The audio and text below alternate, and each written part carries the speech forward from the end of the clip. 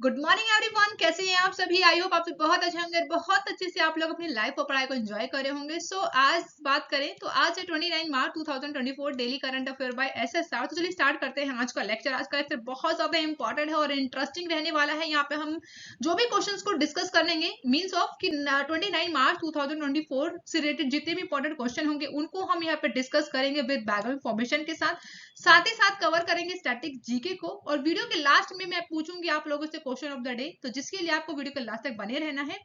अगर आप लोग वीडियो पर नए हैं तो सबसे पहले मैं आप लोगों को बता दूं, वीडियो को लाइक कर लीजिएगा, चैनल को सब्सक्राइब कर लीजिएगा, बेल आइकन पे हिट कर दीजिएगा ताकि जो भी वीडियोस आए उन सभी की नोटिफिकेशन आप तक पहुंच जाए। तो बहुत छोटा सा काम करना है आपको, बस वीडियो को लाइक कर दीजिएगा, कुछ सेकंड्स का ही काम होता है। और अपना फीडबैक जरूर से जरूर दीजिएगा मुझे, ताकि मुझे पता चले कि आप लोगों तक लेक्चर अच्छे से पहुंच पा रहा है कि नहीं, आप लोगों को एक एक बात समझ में आई कि नहीं आई। ठीक है ना, तो ये सभी बातों का आप लोगों को ध्यान रखना होगा।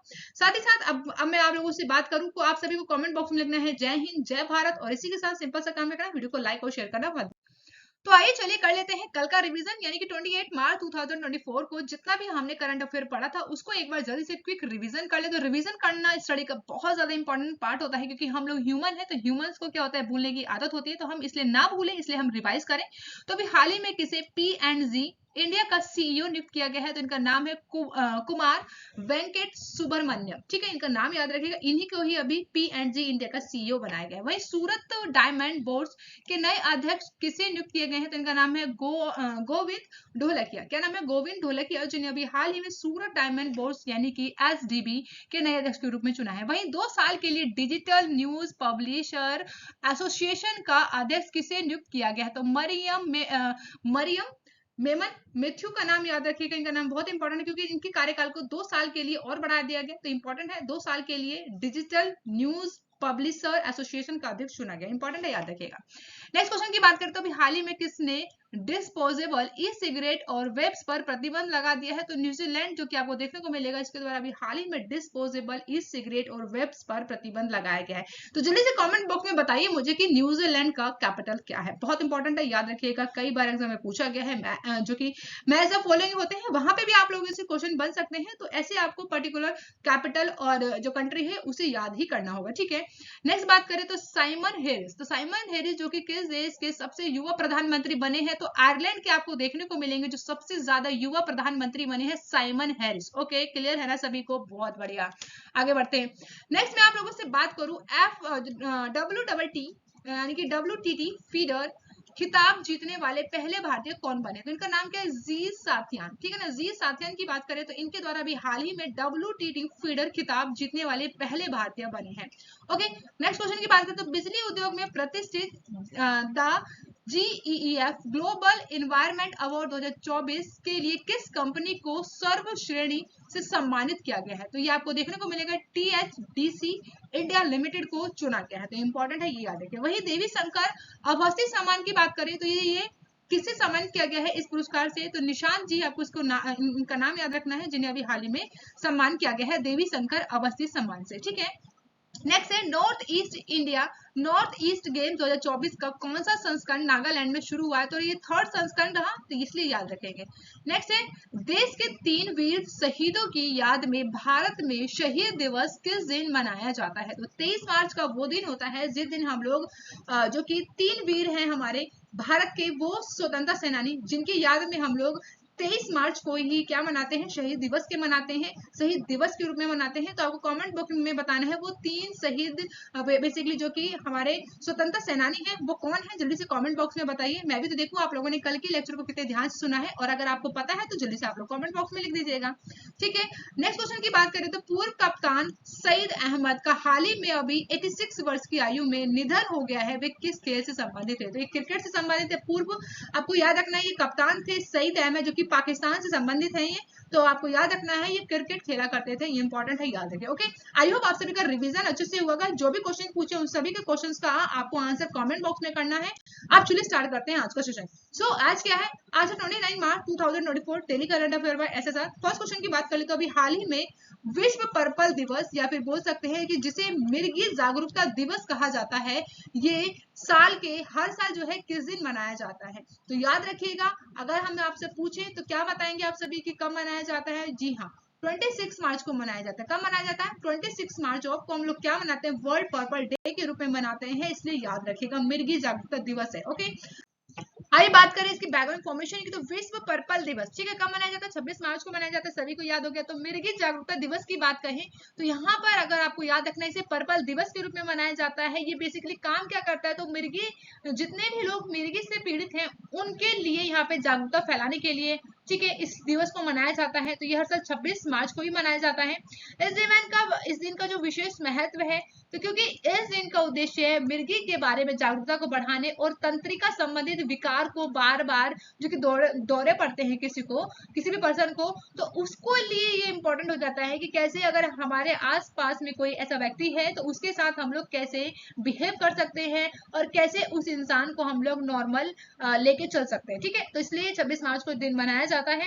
अगर बात करें कि शुरुआत कब हुआ, तो विश्व पर्पल दिवस की शुरुआत 2008 में हुआ है, जो कि एक युवा कनाडाई लड़की जिसका नाम था केसिडी मेगन ने मिर्गी के बारे में जागरूकता बढ़ाने पर विचार किया था। पहली बार 2008 की बात है, इसलिए याद रखिएगा, ठीक है। कई लोगों को तो इस तरीके की बीमारी होती है और फैमिली वाले भी छुपाते हैं और घर में बेसिकली जिस भी पर्सन को होता है वो भी छुपाता है। तो ऐसा नहीं करना है, आपको इसका पर्टिकुलर इलाज होता है वो प्रॉपर लेके चलना है ताकि आप लोग अच्छे से अपनी लाइफ को एंजॉय कर सकते, ठीक है। तो इंपॉर्टेंट है, ये याद रखिएगा। वही वर्ष 2024 में बात करें, थीम क्या रखी गई है, ठीक है, तो थीम के ऊपर चर्चा कर ली जाए तो इस साल की थीम क्या रखी गई, तो मेरी मिर्गी यात्रा पर मील के पत्थर, तो ये इस साल की थीम रखी गई है। कितनी बार मैंने आप लोगों को बताया है कि 26 मार्च को हम लोग मिर्गी का जो कि बैंगनी दिवस के रूप में मना रहे हैं, ठीक है। तो कई बार आपके एग्जाम में होता है जो कि डे और जो भी इंपॉर्टेंट डे होते हैं उनकी जो थीम्स रखी जाती हैं पर्टिकुलर डे में, तो वो पूछे ही जाते हैं। कई बार मैच द फॉलोइंग में पूछ लिए जाते हैं, कई बार स्टेटमेंट के रूप में पूछ लिए जाएंगे, तो इसलिए आपको याद ही करना पड़ेगा, ठीक है। एक बार अच्छे से रिवाइज कीजिए, ठीक है, मैंने पढ़ाया, अब एक बार आप लोग रिवाइज कर लीजिएगा, जब एग्जाम आएगा तो तो चलिए बात करते हैं नेक्स्ट क्वेश्चन। तो ये भी हमारा इंपॉर्टेंट डे के रूप में ही है। तो बात करें यहाँ पर, हाल ही में विश्व रंगमंच दिवस प्रत्येक वर्ष किस दिन मनाया जाता है? वर्ल्ड थिएटर डे सेलिब्रेशन की बात करें तो ये हर साल आपको देखने को मिलेगा 27 मार्च को मनाया जाता है। कब मनाया जाता है? 27 मार्च को मनाया जाता है। क्या?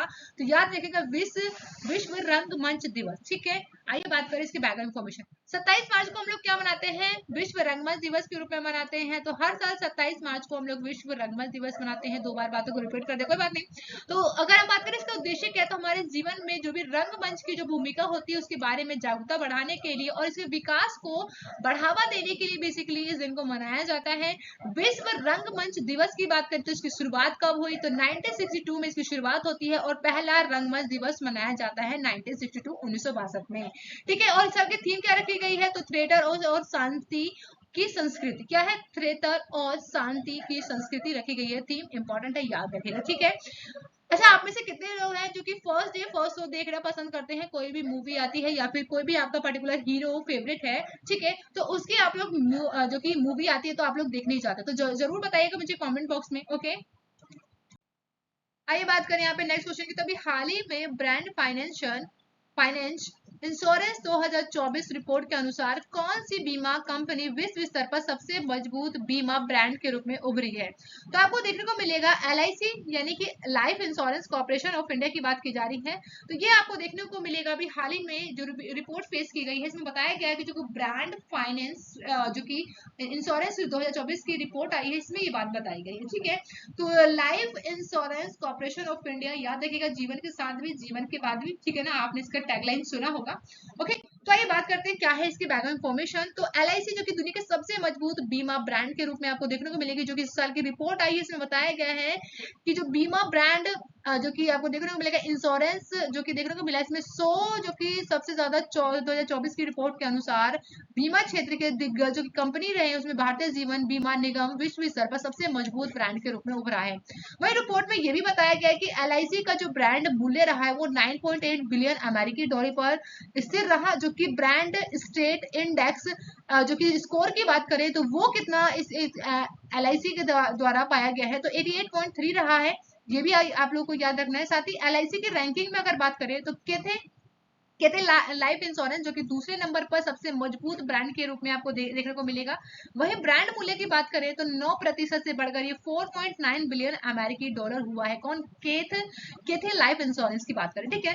इसके बाद आपको देखने को मिलेगा यहाँ पर NRMA इंश्योरेंस, जिसका ब्रांड मूल्य 82% से बढ़कर 1.3 बिलियन अमेरिकी डॉलर हो गया है। तो इसके बारे में याद रखेंगे। अगर बात करें विशेष रूप से तो चीनी बीमा ब्रांड वैश्विक रैंकिंग में प्रभुत्व बनाए हुए है, जिसमें आपको देखने को मिलेगा पिंग एन 4 जो कि 4% की वृद्धि के साथ 33.6 बिलियन अमेरिकी डॉलर ब्रांड के रूप में आपको देखने को मिलेगा। चाइना लाइफ इंश्योरेंस, और जिसे आप लोग शॉर्ट फॉर्म में बोल सकते हैं यहाँ पर, ठीक है। तो ये तीसरे नंबर पर आया है चाइना, ठीक है। और यहाँ पे CPIC की बात करें तो ये आपको 5वें नंबर पर आपको देखने को मिलेगा, ठीक है।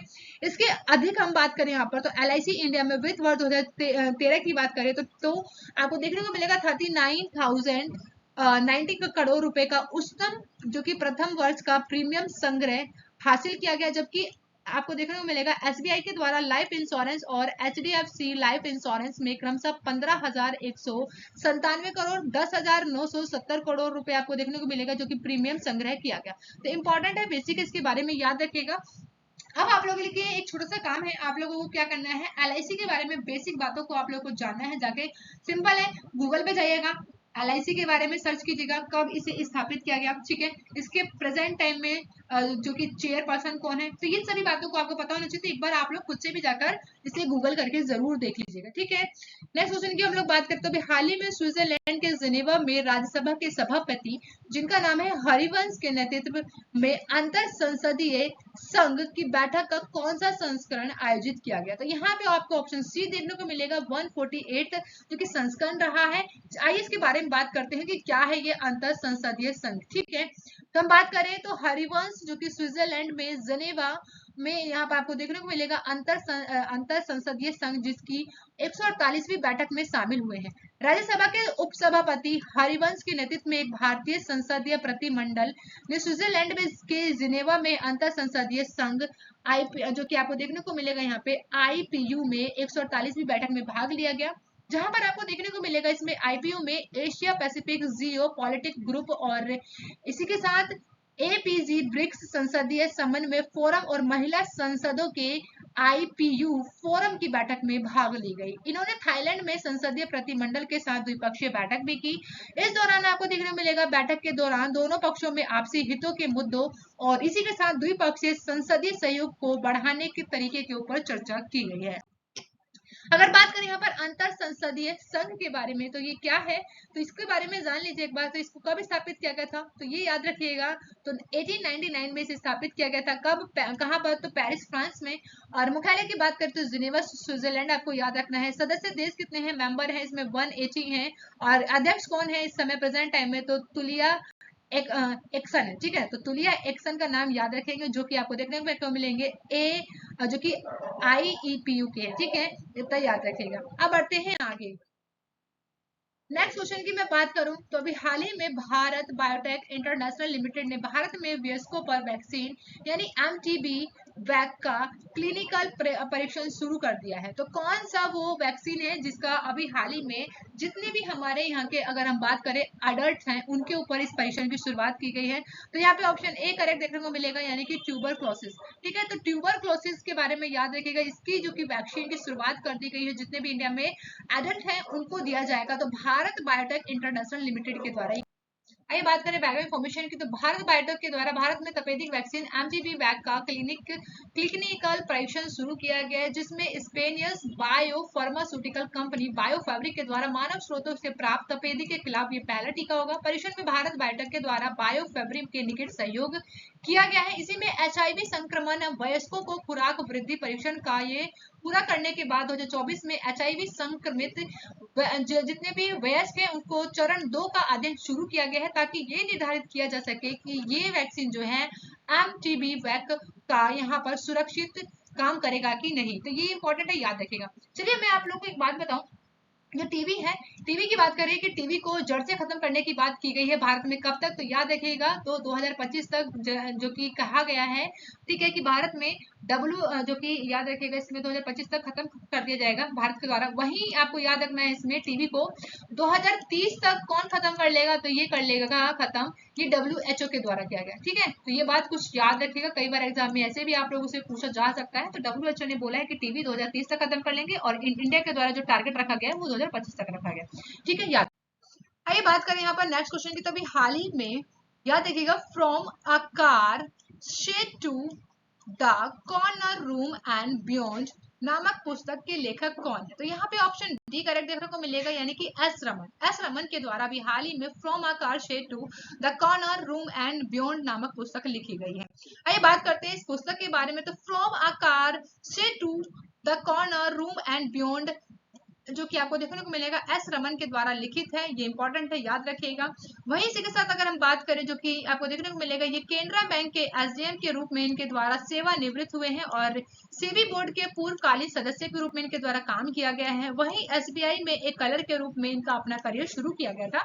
2 साल के भीतर इनके द्वारा बैंक ऑफ इंडिया में सीधी भर्ती अधिकारी के रूप में चुना गया। वहीं यूनियन बैंक के एक अधिकारी, कार्यकारी निदेशक और फिर केनरा में आपको देखने को मिलेंगे सीएमडी के रूप में इनके द्वारा काम किया गया और हैदराबाद में एक मध्यम वर्गीय तमिल परिवार से आते हैं। कौन? एस रमन, ठीक है। इनके बारे में याद रखिएगा, इनकी पुस्तक के नाम बारे में याद रखिएगा। तो जल्दी से कमेंट बॉक्स में लिख दीजिएगा ताकि आप लोगों को याद हो जाए, ओके।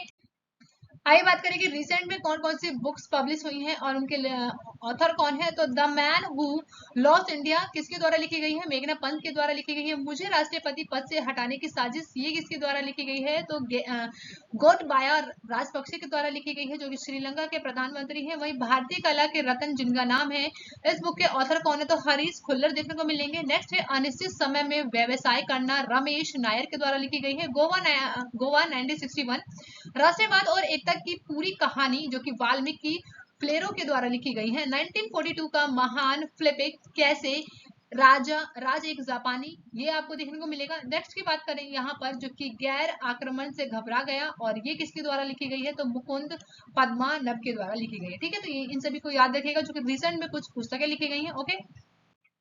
तो नेक्स्ट मूव करते हैं क्वेश्चन की ओर। कभी हाल ही में शुभेंदु बागची को किस देश में भारत का अगला दूत नियुक्त किया गया है? तो आपको देखने को मिलेगा ईरान में। तो ईरान में अभी हाल ही में जो कि ब्रांड एम्बेसडर बने हैं, इनका नाम है शुभेंदु बागची। तो जिनकी आप लोग इमेज देख रहे हैं, तो इनका नाम और इनकी इमेज अपने दिमाग में छाप लीजिएगा। वही बात करें बैकग्राउंड फॉर्मेशन की, तो शुभेंदु बागची को भी हाल ही में इराक में भारत का अगला राजदूत बनाया गया है। अगर हम बात करें इनकी वर्तमान समय में भारतीय विश्व मामलों की परिषद में ये उप महानिदेशक के रूप में कार्यरत है और इराक में ये अगले राजदूत के रूप में आपको देखने को मिलेंगे। अगर बात करें तो ये एक बोल सकते हैं कि ये एक IFS अधिकारी है, 1993 बैच के एक अधिकारी है। इसी के साथ आपको जानने को मिलेगा यहाँ पे अभिलाषा जोशी, जो कि चिली गणराज्य में आपको देखने को मिलेंगी भारत की अगली राजदूत के रूप में नियुक्त किया गया है, ठीक है। जो कि अगर बात करें अभिलाषा जोशी, जो कि 1995 की बैच की एक IFS अधिकारी है, ठीक है। तो इनके बारे में आपको बेसिक।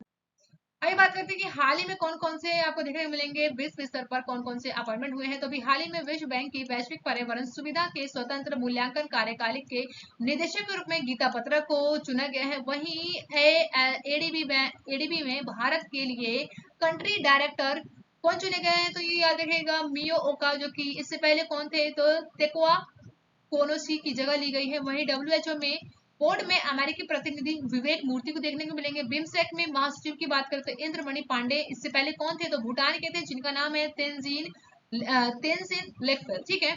न्यूयॉर्क के फेडरल रिजर्व बैंक के निदेशक मंडल में क्लासी निदेशक राजीव शाह को चुना गया। तो इंपॉर्टेंट है, ये बेसिक है, याद रखें।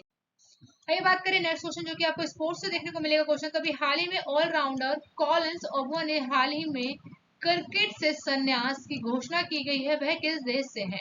तो ऑप्शन ए करेक्ट होगा। तो ये केन्या से देखने को मिलेंगे, जिनका नाम है कोलोनिस ओबवा, ठीक है। ये ऑलराउंडर है क्रिकेट में, इनके द्वारा भी हाल ही में संन्यास लेने की बात की गई है। आइए जानते हैं बैकग्राउंड इंफॉर्मेशन। तो अभी मैंने हाल ही में बताया कि ऑलराउंडर है कॉलिंस ओबवा, जिनके द्वारा अभी संन्यास लिया गया है और ये केन्या से संबंधित है, ठीक है। अफ्रीकी खेल में तीसरे स्थान पर प्लेऑफ मैच में युगांडा से हार के बाद केन्या के ऑलराउंडर कॉलिंस ओबो के द्वारा क्रिकेट संन्यास लिया गया है। वहीं ये एक लेग स्पिनिंग ऑलराउंडर ओबो ने केन्या के लिए 104 एक दिवसीय मैच खेले, जिसमें से 2044 रन बनाए गए और 35 विकेट लिए गए हैं। इस प्रारूप में उनके तीसरे सबसे अधिक रन बनाने वाले खिलाड़ी बने हैं। 2014 में केन्या से उनका वनडे दर्जन छीन लिया गया था। ठीक है, तो ये आप लोग याद रख सकते हैं कि जो उनसे 2014 में उनका वनडे का जो दर्जा था वो छीन लिया गया था। ये बेसिक बात है। वहीं 76 मैचों में इनके द्वारा 1794 रन के साथ T20 में केन्या के सबसे ज्यादा रन बनाने वाले खिलाड़ी में इनका नाम शामिल है। 2011 में विश्व कप के बाद ओबुआ को केन्या का कप्तान बनाया गया, लेकिन 2014 की T20 विश्व कप में क्वालिफाई करने में असफल होने के बाद 2013 में पद को छोड़ना भी पड़ा। तो ये बेसिक बातें हैं, आपको याद रखना है केन्या के बारे में, ठीक है, और पर्टिकुलर पर्सन के बारे में। तो अभी हाल ही में कौन कौन से प्लेयर हैं जिनके द्वारा भी रिटायरमेंट ली गई है, तो उसके बारे में जान लेते हैं, नजर डालते हैं। तो मैथ्यू वेड जो कि ऑस्ट्रेलिया के हैं, इनके द्वारा प्रथम श्रेणी के क्रिकेटर हैं। नील वेगनर जो कि न्यूजीलैंड के हैं, अंतरराष्ट्रीय क्रिकेट संबंधित है, ठीक है, इनके द्वारा कहाँ से लिया गया है ना ये अंतरराष्ट्रीय, ये आपको बताया जा रहा है कि कौन कौन से फील्ड से इनके द्वारा रिटायरमेंट ली गई। ठीक है, तो अंतरराष्ट्रीय क्रिकेट से नील वेगनर के द्वारा लिया गया। ठीक है, क्रिकेट के सभी प्रारूप से मनोज तिवारी के द्वारा लिया गया है, जो कि पश्चिम बंगाल के हैं। इसी के साथ आपको देखने को मिलेंगे दक्षिण अफ्रीका के हैं, जिनका नाम है हेनरिक क्लासेन। ठीक है, टेस्ट क्रिकेट से इनके द्वारा संन्यास लिया गया है। डेविड वार्नर जो कि ऑस्ट्रेलिया के हैं, इनके द्वारा अंतरराष्ट्रीय वनडे और टेस्ट से संन्यास ले लिया गया है। तो ये हाल फिलहाल के रिटायर्ड प्लेयर हैं। कौन कौन से फील्ड से लिया गया है इसके बारे में मैंने आप लोगों को बताया। नेक्स्ट क्वेश्चन की बात करें तो ये भी आपको स्पोर्ट्स से रिलेटेड क्वेश्चन देखने को मिलेगा। तो अभी हाल ही में भारत की श्रेजा अकुला ने लेबनान के अल क्वाथा सेकेंडरी स्कूल में WTT फीडर बेरूत सेकंड 2024 के टूर्नामेंट में महिला एकल का खिताब जीता है। वे किस खेल से संबंधित है? तो ऑप्शन ए यहाँ पे करेक्ट होगा, टेबल टेनिस से संबंधित है। कौन?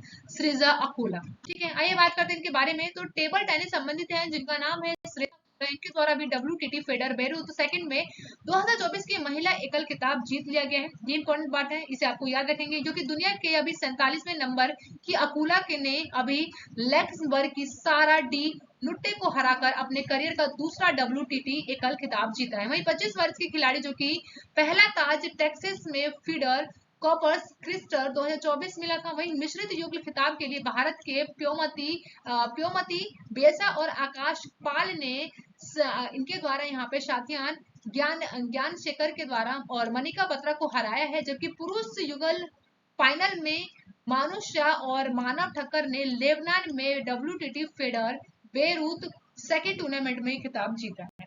तो कुछ बातें मैंने कल की भी बता दी और ये बातें अभी हाल फिलहाल की है, तो इन्हें आपको याद रखना है। ठीक है, अभी बात करें नेक्स्ट क्वेश्चन। तो अभी हाल ही में फॉर्मूला 1 ऑस्ट्रेलियन ग्रैंड प्रिक्स 2024 का खिताब किसने जीता है? तो इनका नाम याद रखिएगा, ऑप्शन बी करेक्ट है यहाँ पे, कार्लोस सिंस। क्या नाम है इनका? कार्लोस सिंस, जिनकी आप लोग इमेज देख रहे हैं। इनके द्वारा भी फॉर्मूला 1 ऑस्ट्रेलियन ग्रैंड प्रिक्स 2024 का टाइटल अपने नाम किया। तो मैं आप लोगों को बता दूं, यहाँ पे लास्ट वीडियो में मैंने कौन सा क्वेश्चन पूछा था, उसके आंसर की बात करें अब। तो हाल ही में भारत ने किस देश ने अपने नागरिकों को सुरक्षित निकालने के लिए ऑपरेशन इंद्रावती शुरू की गई है? ठीक है, तो ऑप्शन बी करेक्ट होगा यहाँ पे। तो हेती में जो हमारे नागरिक थे उन्हें सुरक्षित निकालने के लिए और जो वहाँ पे विदेशी नागरिक है उनको भी निकालने के लिए भारत सरकार के द्वारा ऑपरेशन इंद्रावती की शुरुआत की गई है। तो ऑप्शन बी करेक्ट होगा।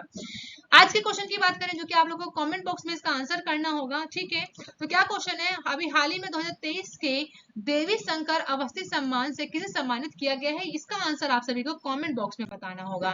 Thank you for watching guys, मिलते हैं नेक्स्ट वीडियो में। आप लोग खुश रहिए, मस्त रहिए और अपनी लाइफ और पढ़ाई को बहुत अच्छे से एंजॉय कीजिएगा। और छोटा सा और काम कर दीजिएगा, वीडियो को लाइक और शेयर करना मत भूलिएगा। आपको वीडियो कैसा लगा आप लोग कमेंट बॉक्स में जरूर बताएगा। बाय बाय गाइज, मिलते हैं नेक्स्ट वीडियो में।